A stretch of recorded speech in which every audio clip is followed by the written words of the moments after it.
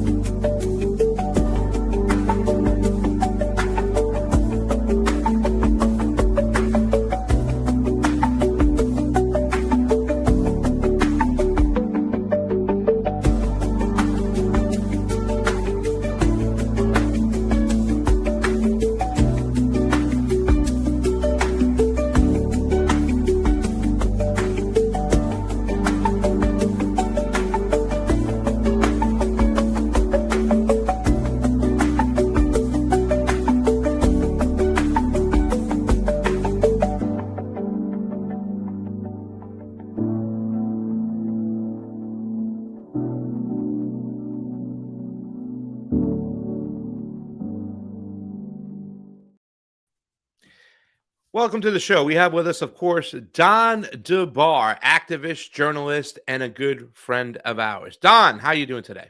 I'm doing all right. How you doing, Pasta? It's good to see you, man. I'm glad you're the first person to start off these series of interviews because we're just going to do work over here. We need to get some real media out there. I don't know if you've peeked at mainstream media lately, but if you watch some of mainstream media and some of what I consider to be the truthful independent media, it's like we're living on two different planets. Let's jump right into it. Maduro, Nicolas Maduro. We're going to be talking a lot about Venezuela because that's obviously the hot thing in the news right now. I know there's not a lot of attention paid to foreign policy when it comes to a lot of people in our country because it's so removed from them. But the question is, was Nicolas Maduro kidnapped or captured? I mean, he was indicted in a federal court here in the United States. Is there any truth to behind what's going on when they say he was captured as opposed to kidnapped? I mean, these are almost legal semantics, but the definitions, because they are legal terms with specific legal meanings, give us an understanding of what's happening if we use them properly. Kidnapping is the taking of someone against their will outside of the law, illegally. I don't know what the capture would be, something more akin to on the battlefield in a military action, presumably not an illegal war. So that would be a capture. A valid capture, for example, would be if there were a war between the United States and Venezuela that had been approved at least by, or an military action by the United States against Venezuela that had been approved by the UN Security Council.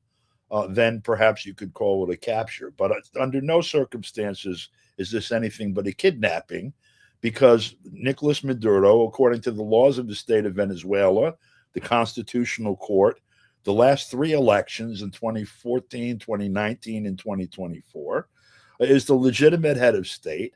And heads of state, since before the Romans, have been recognized by the West, all Western governments, as providing total immunity from the laws of any individual state.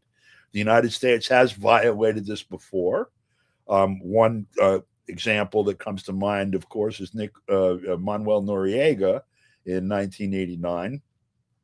If you look at the language of the reports here, even those that, particularly I'd say those that excuse this as perhaps a tactical misstep by Trump, but certainly something that's legitimate at its essence, like the New York Times and the Washington Post, that this is a legitimate action by the United States. And the taking of Manuel Noriega back in 1989 was controversial, but that experts here say that it was legitimate. Now, he was in prison for all that time as a consequence of his being seized, and he went before a court in the United States. But again, those courts have no jurisdiction over heads of state of other countries. As a matter of fact, in yesterday's hearing, the fact that the 92-year-old putz sitting in the Southern District didn't release him the moment he appeared in court based on the fact that he has immunity as a head of state, shows the nature of the court system here, the inclinations of that particular judge, and the likelihood that Nicolas Maduro or any other defendant, quote unquote, in this action is going to see any justice in any American court. So, with that question being answered, and thank you for providing so much information there, that is pretty, head of a state. I mean, Donald Trump said only a head of state in the United States has immunity, not head of states elsewhere, right? What about the Trump's claim that the Chavistas stole American property? In other words, what he's stating is that the American companies came in, built the infrastructure for the oil company, and then it was stolen from them. There are claims out there, I would like to say, that these companies have been compensated. But what are your thoughts when he says, no, they stole from us and they owe us for building that infrastructure that was never paid for? Well, first of all, in terms of claims, there are receipts for the payments that were made. These things were paid, done on the record. If you look at the bank records, if you look at the records of everyone involved, the payments were made as compensation for the taking. Here in the United States, you have, for example, Kilo versus the city of what the hell is it in Connecticut, of New Haven. A recent case, I don't know, 15, 20 years ago now, dealing with the idea of eminent domain within the United States under the U.S. Constitution, defining the question of both public purpose. In other words, is the taking of someone's house in order to allow some private person to put a business on it, an actual public purpose that enables government power to seize it and issue whatever money it claims is market value. These questions, they're still before the courts here. There's a lawyer I know in Norman was his name, in New York City, who's the national expert on this, as a matter of fact. The government of Venezuela retook control of resources that had been taken by the United States at gunpoint, occupied, and developed for the purposes of the United States to the profit of corporations residing in the United States and elsewhere. And the government of Venezuela, once the people got their hands on the government of Venezuela, as a matter of fact, even prior to the election of Hugo Chavez in 1998 and his taking of office in 1999, took by eminent domain those things that had been stolen from them, paid compensation to the companies that had taken this, something approximating their estimate of the fair market value under their court system, and took control of this and started applying the profits from their oil to the problems of the people with such corrupt purposes as building millions of housing units, for example, while they've been under the most severe sanctions by the United States, providing new housing for 1/5 of the families in the whole country in the last 10 years. So is there a claim that U.S. Property was stolen? It's not my property, first of all. They're talking about oil companies whose private stockholders are claiming the property, and the United States is acting on their behalf with our money, our army, our military equipment, our expenditures to keep them on the ground, our sons and daughters that will likely suffer death as a consequence of being ordered to go there if it comes to that. Yeah. Our markets being wasted by this chaos that's being imposed on the markets. Yeah, so this is the environment in which this is taking place. The claims of what is a fair market value for a taking in Venezuela are to be settled by Venezuelan courts in the same way that those claims would be settled if it had to do with American resources or American or title to American property in American courts. That is the way of the world under a system of international and national law. Yeah. Well, I don't know, Don. I don't know how dare they put their oil, how they put our oil under their land. And by the way, everything you sound like you're talking about over here, using it to, this socialism you're selling over here, it's a little bit risque. What do you think is going to be the reaction from the Venezuelan citizens? You know what I'm saying? Do you think they're just going to take this lying down? You're We right. understand that Delcy Rodriguez, right? Which she does have a lot of Chavista links to her. She is looked upon as a Chavismo, right? She is now running things. But do you think the Venezuelan citizens, who are armed, by the way, do you think they're going to take this lying down? And if America does try to put boots on the ground, what could they expect in Venezuela? I mean, we're gonna see what happens. Of course, I have no better prognostication skills than anyone else. My crystal ball is as foggy as anyone else's. What I do know is that there was a revolution in Cuba, and that was 66 years ago now, and the United States, within 2 years, attempted to overthrow that government. That government stood up against an invasion by the United States. The repelling of that invasion is blamed on John Kennedy for failing to provide the Air Force bombing the hell out of Cuba in advancing. But the theory that was sold behind that invasion was that Castro was a dictator and the people of Cuba would rise up as soon as they saw an opportunity to throw him over. And in fact, the people lined up at the shores of Cuba and defended their country against the invading, basically the invading former ruling class and their puppets. That was 66 years ago. In 2002, there was a coup d'etat in Caracas in Venezuela.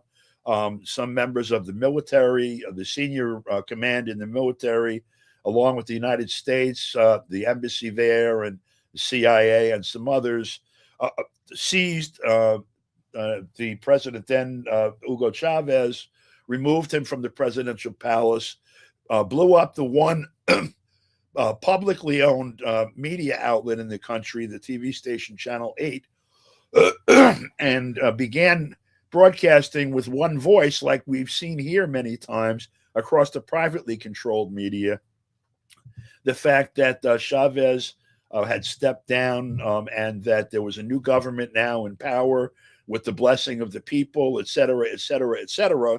And what happened was more than 1 million people marched on the presidential palace and made clear to both the ruling circles of the military and the pretenders to the throne in the political sphere that they were going to get strung up by the people if they didn't vamoose pronto. And what happened was, miraculously, Hugo Chavez was returned to the presidential palace. That was 24 years ago this April. Since then, the people have been training for an invasion by the United States for the very same reason that the United States has had to resort to sanctions and blockades to try to change the government in Cuba, and has been unsuccessful now for 66 years. That is, their understanding that an invasion of Cuba by a U.S. military would result in the sending home of body bags of most of the American soldiers that set foot on the ground at the hands of what they call committees for the defense of the revolution, which are basically the organized blocks of the people throughout the cities of Cuba. That similar organizing has been taking place in Venezuela since 2002. And this is what American troops will confront when they land. Now, I thought that's what was going to happen in Libya, and it's not, because Libya was invaded from 3 sides by troops that were directed by the U.S. and France under the flags of Qatar and Egypt and others. But I don't see any way that, and the securing of Colombia for the people, by the way, blocks one very large border, which could have been a theater for deployment of American troops. But once they get into Venezuela, they've got to deal with something like 35 million Venezuelans, about 25 million of whom ardently support the Bolivarian Revolution and will send Americans home in body bags. You said about 25 million of the 35 million support the Chavistas. Where do you get that number from? If you look at the elections that have taken place at the local level, that's about the right ratio. But, people claim that those elections are fraudulent. Well, they can't tell you how they're fraudulent. So you can't tell you how they're fraudulent, but they say they're fraudulent. You have a country of 35 million people that holds local elections. Yeah. And in what I forget what it is, 24 of 25 or 28 of 29 of those regional elections, it's a landslide in favor of the Chavez party, the PSV. Yeah. It's laughable when you scratch the surface of it. If one were to start questioning elections, we could look at the 2024, the 2020, the 2016, the 2012, the 2008. Go back as far as the 2000, obviously 2004. What is it when Harold Dean is forced out as the leading contender for the Democratic nomination in 2004 by the media because he's an anti-war candidate?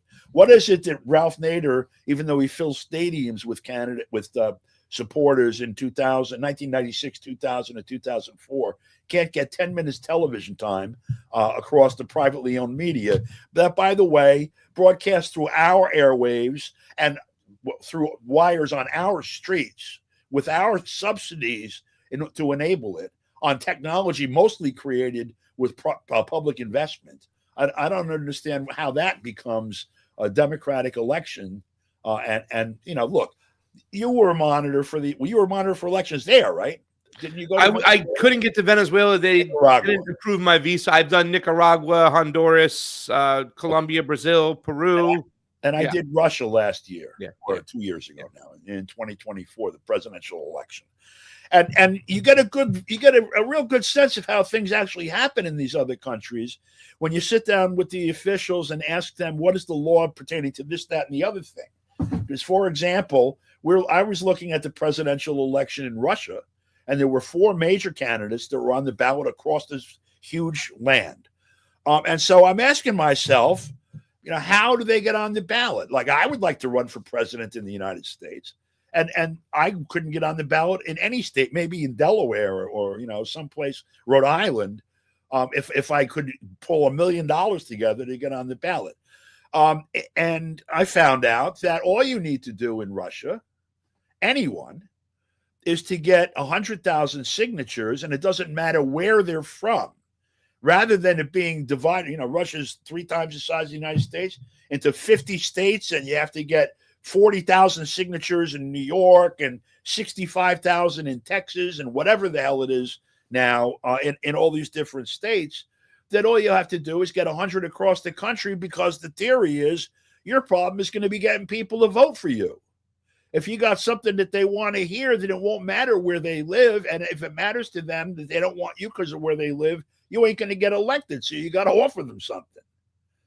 And I found out that even though President Putin is very popular, I knew that from going to Russia other times, talking to people everywhere, that these other people were on the ballot and were campaigning as if they had a chance, knowing that the polling showed that they probably wouldn't win the election.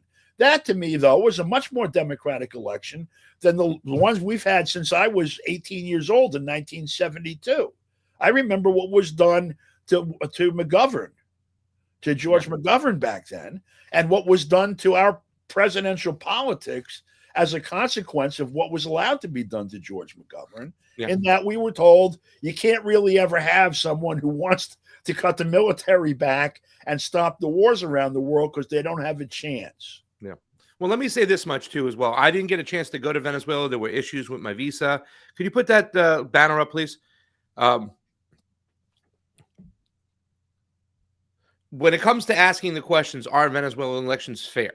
And I can tell you from analyzing elections for quite some time, well, we had just mentioned right before, you finished completing the question, that I had gone to, Nicaragua, Honduras, Peru, Colombia, Brazil, observed these elections.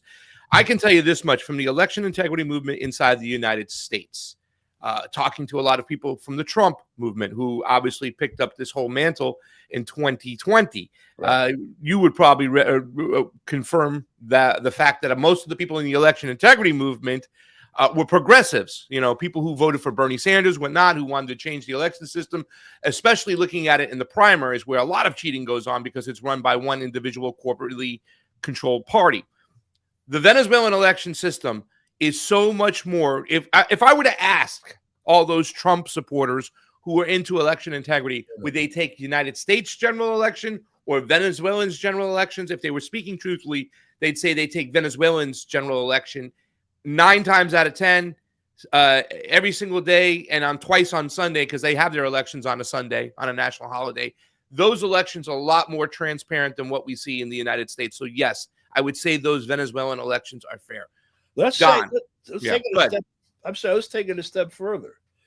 The Venezuelan elections and the tallying, the institutions that the electoral commission. I forget the name of the electoral commission, but CNE. Okay, the CNE, and also the Constitutional Court that makes a determination about this if it gets litigated to the summit. These are all creatures of the Venezuelan Constitution, which in turn is an actual creature of the Venezuelan people.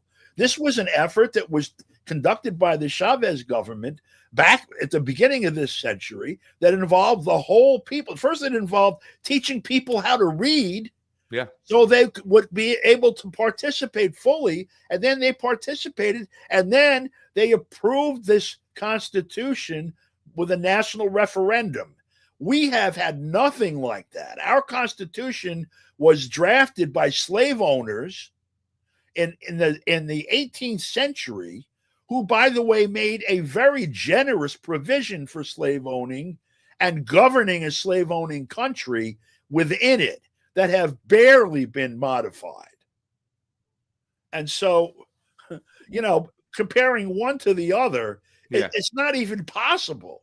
It is fundamentally a democratic institution in Venezuela and fundamentally not in the United States. There was no electoral college filtering the vote for Hugo Chavez or for Nicolas Maduro when they ran for president. Only here. And to tell you the truth too, as well, I would debate mostly anybody I've seen who've posted comments or said the elections were fraudulent. They can't explain exactly how. They make vague statements. I understand the equipment that was used. I wish I would have got a chance to go there and we didn't have complications. But, Nicolas Maduro, the night I was supposed to go there, which was after the election, was for the inauguration. I was at Miami airport for 7 hours and they canceled my visa because there was a threat on Maduro's life. It come to fruition from what we've seen happen a couple days ago. But I'd like to debate the arguments of those elections, even the evidence that the opposition produced against the CNE is kind of laughable, and it's really would not hold up in any court of law, whether it be in the United States or Mexico or anywhere else, or Venezuela for that matter. We hear a lot of people online, Don, use the term peace through strength. This is an example of peace through strength. We saw J.D. Vance make a tweet talking about, finally, we have a president who has the guts to do what a lot of people said. Your favorite Senator Lindsey Graham said that at least now we have a president who has the guts to do what other presidents say they would do but never did. Is this foreign policy any different what we saw the other day with the kidnapping of Nicolas Maduro? Is it any different than any of the foreign policy we've seen in the past? Oh, what's just happened? And it's part and parcel of it. This is one effort that's been underway since Chavez was elected in 1998. There was the coup in April of 2002. I described that, I think, in some detail already. And there were various assassination attempts against Chavez, who most people in Venezuela, in the ruling circles, including in the opposition, believe was assassinated by CIA or MI5 or Mossad or some combination of the above, or Burger King or whatever. That the bizarre cancer that he had contracted that took him was induced. In any event, whether that's true or not, immediately upon their attempt to remove him from office, upon the taking of office by Maduro, the vice president, and then his election the following April. And since, there have been assassination attempts. There have been an attempt to produce an uprising in the country by starving the country, basically, a la Cuba. And there have also been a number of military provocations. There's been all kinds of sabotage of the state oil facilities, of a variety of other public institutions. There is a fifth column, a comprador class that the part of it that remains that were in essence the comprador class during the period prior to Chavez, when the United States operated as the colonial power. You have your local viceroys and lessers. That group that isn't living in Miami, that remains in Venezuela, has been mischief making to the extent they can, and on occasion there are staged shootings of staged protests and other things. This has happened steady. It happened in 2002 as well, as one of the sparks for that attempted coup. Look, this is a project that has been ongoing from President Bush, President Obama, President Trump the first time, President Biden et al., and President Trump again. The goal, you had Trump, and first Obama and then Trump set up a condition where by 2019 they recognized this guy from the National Assembly who had been elected to some backwash district in the National Assembly, by a handful, tens of thousands of people, suddenly recognized as the legitimate president of Venezuela, because the United States refused to acknowledge the results of the 2018 election, which were overwhelmingly in favor of Nicolas Maduro. But that president couldn't go out, even in Caracas. There was one incident where he tried to get some pizza at a small pizza place, and the customers in there started slapping him around. He escaped, made way, went on vacation to the U.S. via Miami, ended up in New York, and started signing documents like transfers of stock certificates in Citgo, the Venezuelan oil company, and transfer of ownership of gold in the Bank of England and elsewhere to private interests here for, let's say, you could question their assessment of the market value of those assets in an American court. And if the case wasn't laughed out on presentation, you should prevail on the merits. They stole these resources because they had a puppet willing to act as president and sign documents as president of the state. He couldn't govern a phone booth in Venezuela, but he was able to act as if he were president with the protection of the U.S. here in the United States. And so these things have been going on. That was as ridiculous, and that was Trump before. That was John Bolton and Trump. Yeah. And now we've got little Marco and Trump. And so this is a wet dream for every holdover from the comprador class in Cuba that's living in Miami and elsewhere, that they are able to do this and get rid of that communist Maduro and reclaim on behalf of their fellow escaped compradors in Miami that which they had stolen before from the people as the crumbs that they got to keep by sharing the resources of that country with the imperial powers here, that they hope to do that. And Trump announced as much in Cuba as well in the near future. I think when it comes to actually reaching in to grab the stuff, they're going to find out that their hands have some marks on them when they retrieve them. Yeah. Because again, you're not going to be able to go into Cuba and take anything without suffering some losses that you haven't suffered since Vietnam. And, I remember when Vietnam syndrome was an affliction that we had to get ourselves out from under back in, the early 1990, was it 1989, 1990, when they were looking to go into Iraq.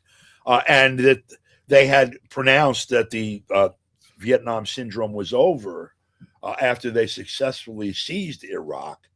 But Iraq was a desert and Vietnam was a jungle, as they pointed out to us when they said that's why they'd be able to take it. Look around Cuba. You've been to Cuba. Yeah. Okay. The people know that island inside out, every tunnel, every hole, every basement, every other thing. And by the way, they have already conducted a revolution there on what was there in 1958, 1959. And they have been preparing for this day ever since. So it's going to be a wake-up call to whoever is foolish. I guess the group down there believes that they were betrayed by John Kennedy, and otherwise they'd have their little mafia oasis back on the island of Cuba, and none of this other stuff would have happened.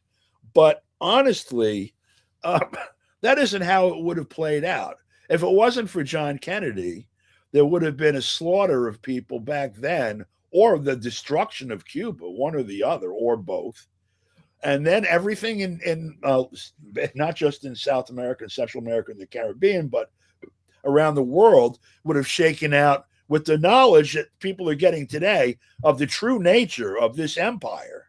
Yeah. And all of the illusions about bringing democracy, even the delusions that people here suffer, that that's actually what's happening, all of those would fall by the wayside, and would have fallen by the wayside, maybe in 1962 when or 1961 rather, when that happened.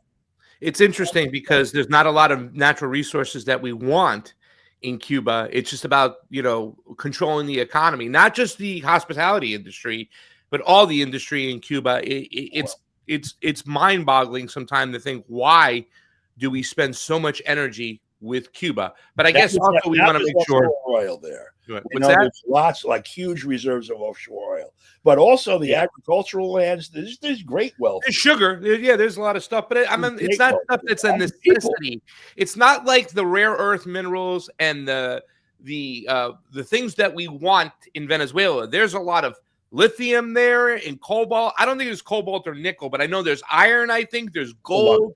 There's a lot of things in Venezuela that the ruling class wants, and I think we see this uptick right now back in South and Central America, because now we're coming into the fourth industrial revolution, and we need a lot of those resources that they have in Africa and in the Americas. Do you think that this attack on Venezuela and this capturing or kidnapping of Nicolas Maduro has anything to do with eventually Israel bombing Iran? Because we see Donald Trump talk with Bibi and say, hey, if they didn't do what we said we're gonna do, which is all malarkey, not to quote Joe Biden, we're gonna go back and we're gonna continue with our attacks on Iran. A lot of experts say if we continue the attacks on Iran, they'll shut down the Straits of Hormuz, which will shut down a lot of maritime movement of oil and shipping of oil. Do you think that capturing Maduro and trying to get the oil in Venezuela was all about being prepared to have a secondary source of oil for when we go back into Iran and we start to bomb them again? I mean, these things are almost elastic in terms of the role that they play in the global oil markets or petroleum markets, whatever. And related to that, but fundamental. So let me get to this first. It's interesting to look at the legal process against Maduro here. First of all, the actual indictment was prepared in 2020, March of 2020, and then modified last year, the year before. So, in other words, under Trump and Biden, active. But in addition to the one case against Maduro, did I say Chavez? Against Maduro. There are maybe a half dozen other ones that I saw on PACER, which is the index to the court system here, that I looked at that were brought by individuals alleging some special, private damage that they suffered at the hands of Maduro and other government officials, suing them in their individual capacity, which they can't do in their own country because they're the government. Claiming, for example, my wife and I were traveling from Colombia to Peru, and we stopped in Venezuela, and we were arrested and imprisoned. And while we were in prison, they did all kinds of bad stuff to us. They electrocuted us and tortured us and blah, blah, blah, blah, blah. And therefore, we want $100 million. And these kinds of cases, where if you take a close look at it, you're like, were you arrested and prosecuted and went to jail? Because, I'm thinking about what would a claim from someone in Guantanamo look like, for example, at the hands of the U.S. government. The U.S. is not under the threat of being taken over by the United States. And I was tracking the cases, And these things are like languishing. They make motion, this motion practice back and forth. Here's a motion to dismiss the case. Here's a motion in opposition, blah, blah, blah. And nothing much happens until last week. And all of a sudden, there's a judgment in this case, and the judgment that they had gotten a year or two ago in another case that just sat, doing nothing because they can't really seize any assets of the government of Venezuela that they haven't already seized it or on these grounds or for private purposes.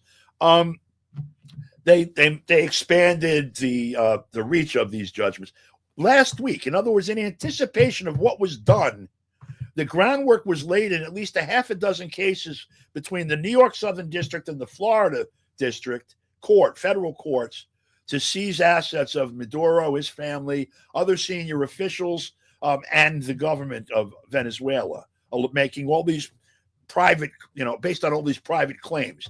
The reason that they prevailed is that the government of Venezuela and the officials of the government of Venezuela would appear and say, you have no jurisdiction, we're not going to appear any further. And so the judgments were by default. And all of a sudden, there's a bum's rush to try to rack up claims that can then be adjudicated and executed to seize whatever assets they can lay their hands on. Now, when they tried to do this with Guaido, and they were transferring all these different shares of Citgo and all this other crap out, some of it was converted, $200 million of it, and used for the defense of Guaido and his, his authority, quote unquote. In other words, converted by him to defend himself. There's a whole bunch of money that just vanished into a black hole, so we can imagine where that went. But a good part of it was frozen. And now what they're looking to do is unfreeze it and take it, again, under this pretense, even if they let Maduro go back. And then there'll be, things here. Well, Maduro went back because he made a deal with the U.S. government, and now he is really working with Soros or, whoever, blah, blah, blah, blah, blah. And they can all fight with each other in Caracas over, et cetera. Whatever flows from that, this little thing is also going on in the background. Now, your question. Yes. Because this is all part of the same. Yeah, I got you. Yeah. So, look, they did what they did they secured the Gulf of Hormuz first. They took those actions last month. And basically, you have a stalemate there now. Israel ain't going to bomb Iran again for 10 minutes or whatever, however long that lasts. 10 minutes. And Iran is not seizing the Gulf of Hormuz, because if they did first, they can't risk this here. They need to actually go back. If you'll recall last time, they went to Maduro and said, please do business with us. Do you remember that? Wasn't so long ago. Several months ago, yeah. This is almost a year ago, yeah. The world can now. Something else that happened that's pretty interesting. I noticed it yesterday. Margot and I were driving, and I went past 2 Citgo stations. Here, the cheapest gasoline you can see anywhere here in this part of New York State is $2.99 a gallon. You go to those places because everywhere else $3.15, $3.05, $3.30, whatever. $2.69 and $2.75 Citgo stations. I don't know any more about what's behind that or how it happened, but sometime in the next day or two, I'm going to stop in and talk to the owners and say, what's up? But This seems coordinate also, whether it's in anticipation of, glory days coming or some other access to the state of Venezuela's wealth has already been handed over to private people here. Yeah. Well, I believe there's, and I didn't bring a question for today. I want to get more information on it. But with Marco Rubio and his #1 donor, I believe there's some type of scandal or fraudulent actions taking place about Citgo and who's going to grab a lot of that money. So we'll see as that story develops. Yeah, please. My final question, sorry, as my chair sunk down. Yeah. I can do that too, Let's put this tweet up real quick. Put up the tweet real quick and show. This is coming from the Rothschilds, Nath Rothschild, right? Yeah. Would you say, well done, Donald J. Trump, by a Rothschilds, Venezuela Libre? Would you say that Donald Trump is a nationalist and is representing Americans, or is he a globalist that's representing the ruling class, which should be a populist right's worst nightmare, because that's why they elected this guy. They thought he was an outsider, like we thought that Obama could have been an outsider. Your thought?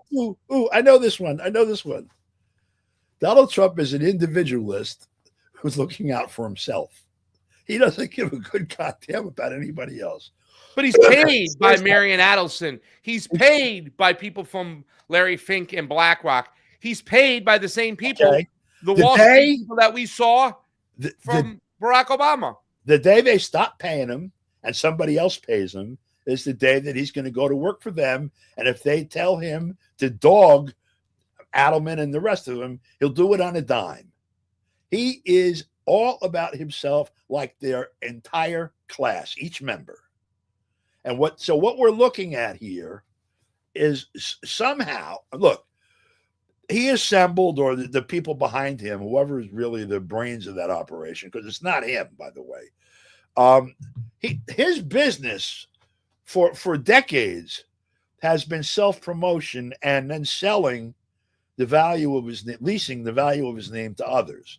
If you drive around the United States and look at golf courses and hotels and stuff with Donald Trump's name on it, or apartment buildings, etc., actually these are owned by others and developed by others, but they licensed his name because it adds value in a perverse way, but in terms of the goosing the purchase price to these projects. And so that's really the business that he's been in for a good long time. And so that's the business he's in now too. When he first ran for president, when I didn't take it seriously in half of 2015, because I figured, oh wow, he's going out, he's boosting his brand. He's going to be able to charge an extra 20% next time somebody says, hi, can I call the 2 towers I just built in downtown White Plains, Trump Towers? And when he says yes and attends the topping ceremony when they finish the building and such, and glad hands to local politicians, that was his business. He's still in that business. Yeah. Okay? Yeah. He's all about himself and carving out. He's for hire. But he's in a club. He's in that club and you ain't in it, right? Yeah. He works for the club. His career was going in front here. Today it's the Eagles or the Elks Club or whatever. He's one of those guys. You wind them up and they make a speech to the assembled crowd. This is the best organization in the world, and I can't wait to have the rubber chicken or the prime rib or the vegetarian platter. You know, that's him, you know, on a grand scale. So I know I said that was the last question, but let's just end with this one, because this is another rhetorical question. I mean, I don't want to say it's rhetorical, but it's one of those you have to kind of look at your crystal ball. And I know your crystal ball is a little muddied. For me, you know, I'm anticipating an attack on Iran from Israel at the behest of the United States and with their help. But I'm also looking at Mexico. And a lot of people in our government, you know, especially conservatives in the Congress, people like Eye Patch McCain, a.k.a. Dan Crenshaw, want us to be able to go into Mexico, special forces, and attack the cartels. Why do Americans have a hard time remembering recent history? It wasn't too long ago where we had Iran-Contra, where we saw the cartels are working hand in hand with the CIA. In fact, the majority of the money in business that the cartels do run through Western banks. Why do Americans have such a hard time remembering that recent history? And why are they, like, when they were so anti-deep state, so anti-CIA, who tried to get rid of Donald Trump, why are they now capitulating to this type of mentality? Okay.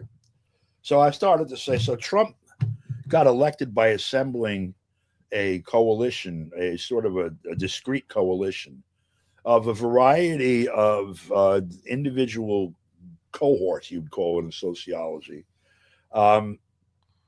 into a fabric of them that was tailored towards an electoral strategy that was tailored towards winning the electoral college.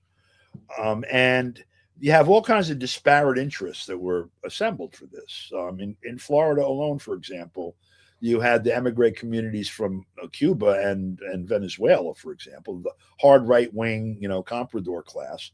You also had those who were emigres from Haiti, the leftists, each of whom had their own reasons for despising the neoliberals in Washington and wanting to turn them out. And so he carried Florida in 2016, partly on the back of that. This was kind of replicated across the country. And so this is something, however, that is very difficult to maintain because there are so many contradictions among the groups that constitute the membership of this coalition. And it's a razor-thin coalition, like a lot of them that have been constructed like that in the Western Hemisphere and elsewhere. You look at all these countries that we do, all this mischief in, and you see that this one wins by 50.5% of the vote or loses by 49.3 or whatever. We have that condition here. And you also have a very precarious international situation where it is not within even though the United States currently occupies good parts of Europe and Asia and Latin America, they cannot, in fact, militarily occupy it and govern it because the bulk of the people of the world will not allow it. And so if you're going to administer various parts of the world through military force, you have to be very careful about how you place it and what's active and what's not at which times. These are military considerations and considerations of governance that, these things operate no matter what we want to see happen. Trump, with this action, accomplished a number of things all in one fell swoop. Number one, everyone who saw him as a contradiction to the ruling circles that wanted a war with Russia and China, as someone that would tamp that down and whose neo-nationalist views would also involve respecting the integrity of other countries, have had that illusion washed away completely. And that was an essential part of the coalition sustaining him in office. Now, bear in mind, he has been under attack, serious attack, with multiple attempts to impeach him in the last term, criminal prosecution during the last campaign, and an ongoing, activity. All kabuki theater. Yeah, all of it. Okay, but we'll see if it's kabuki theater or not, because it is kabuki theater because he's doing what he wants to do right now. In fact, he's getting consent from the public to do so because they made him a victim. Let me finish developing this. Okay, I understand what you're saying, but it's more complicated than that, I think.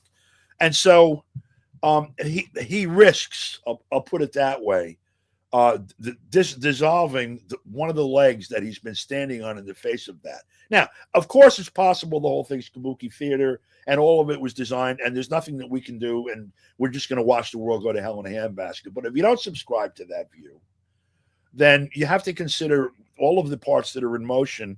So the direct answer to your question with respect to the Gulf of Hormuz is that what he risks doing already is the question would start with, is the United States capable of conducting a war on multiple fronts against the people of Venezuela and perhaps the Caribbean and parts of Central and South America?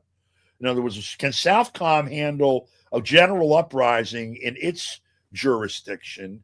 Yeah. And can, what do they call it, MIA or whatever in the Middle East handle that? I mean, if Iran starts lobbing missiles into Kuwait and to Bahrain and other bases that the U.S. has in that area, can they handle that too? So if they close the Gulf of Hormuz now, and let's say Russia floats a couple boats into there or whatever, are we prepared to go to war with Russia and Iran and Venezuela and Latin America and perhaps Korea? What will happen with Korea, by the way, if the shooting really starts?